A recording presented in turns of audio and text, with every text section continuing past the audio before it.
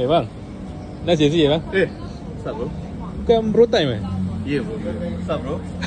Busy ke bang? Buat apa kat sini? Ada minum susu. Minum susu. Itulah saja. Panas. Okey, bang boleh tak cerita, memang fans Liverpool lah kan? Ya. Ni tahun bila ya? Ini tahun kita menang 18 Kita, 19. Yelah Liverpool lah. Okey. Kan?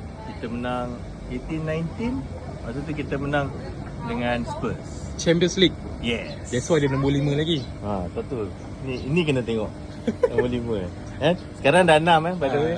Sekarang dah 6. So ada name set? Ada? Ada. Bobby Firmino. Bobby Firmino Jangan main-main. Dia ni lah dulu Salah dan Mane.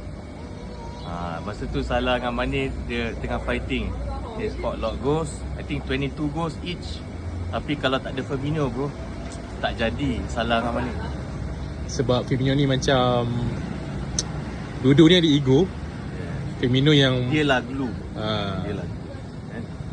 So itulah. Sebab itulah untuk aku dia legend. And he is the highest scoring Brazilian in Premier League. Oh ya? Yeah? Yes. Oh, Ever bro, ever. The second one siapa? Tak tahu. Aku dah lupa. Aku tahu Firmino je bro. Pasal dia pun 8 season kan. So dia pun the first, I think, antara player yang menang Champions League Europe dengan Champions League Asia. Yes, AFC League. Dia menang dengan Al Ahli. Tapi ibu boleh tak tanya kenapa pakai songkok?